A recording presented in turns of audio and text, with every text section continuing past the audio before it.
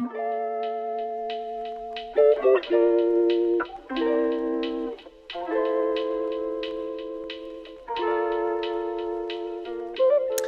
up, Blender users? I'm going to teach you how to make this 90s retro anime Uzi animation. It's pretty simple, only a few nodes and a little bit of compositing, and you can make something like this. I just want to give a quick shout out to TunnelRat on Reddit. He's the one who made me do this. He's going crazy with these retro style images. You should definitely go check him out. Also, just a few models that I used from BlenderKit and HumanGen for the arm. I'll link those down below too. So I started off by just getting all the models together and parenting them and getting a base animation. If you're not doing an animation, skip all this. I'll timestamps in the comments for when the actual shader and all the explanations are. Then I used a particle simulation for the shells to come out. I had to play around with the Z and a couple of axes just to get them to fall behind the gun. Just a little bit more animation for the actual magazine going back in it.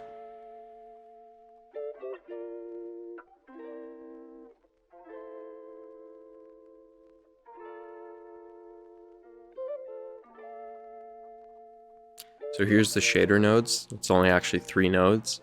Color ramp is where you're going to be using the majority of all your time. Basically, this shader node kind of works as like a reflection. Wherever your lights are pointing, that's where that brightest color is going to be. So I'll add an area light in here and show you. Make sure that you're in EV because you won't be able to get the shader to RGB node in cycles.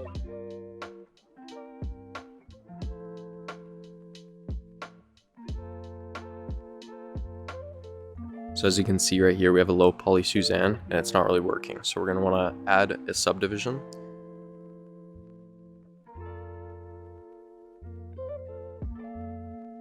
Some of the curves aren't very smooth. This shader really works off topology, so you're going to want really good topology and also want to subdivide quite high to get those smooth. And you can see the light affects the whole material.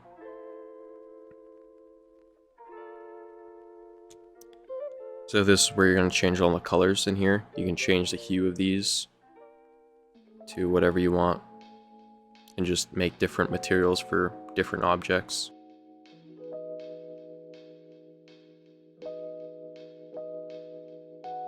You can also use a spotlight. I used a spotlight on my file just because I found that I could get harsher shadows on it and it was more controllable than the area, but I still have an area behind it just to give it a fill light.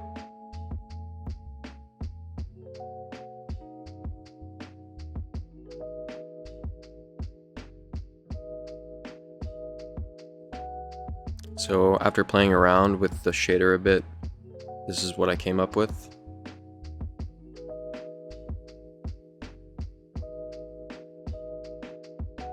To use the smoke, I just used metaballs and scaled them on the Z-axis, and then I shaped them towards kind of a smoke, and then added a wave modifier, a simple deform modifier just to give it a bend, and then another wave on top of that. And I just animated it going up on the Z-axis and then scaling on Z. For the muzzle boost, I just used a cylinder and then flattened it and added some noise texture, and then I just scaled it all the way down and just repeated that over and over again each time it shot, and then added a wave modifier on top of that to give it a little bit of randomness. For the bullets, I just used an array modifier on the Z-axis, and if you increase the number, it'll kind of shoot them out, so I just repeated that over and over again. And I decided to add these black gloves to it too, so I just selected some of the UV on the hand and then gave it a new material. So this is what it looked like with all the materials. Just make sure you have freestyle on under the render settings too. It really depends on your scene, I think, but mine worked as 0.8. That gives it an outline on each object that you have in the scene. And for compositing, you can pretty much do this on Photoshop or After Effects or whatever you're editing on. Or you can do it in Blender like I'll show you here. I just added a lens dispersion. That's just going to give it a little bit of an RGB on the corners. It's really easy to overdo this, so I wouldn't do more than 0.02. And then I'm going to add an alpha over node and add a texture node. And for the texture node, I just used noise, and then I scaled it up a bunch, so I went 25, 10, 10, and put those both into the alpha over.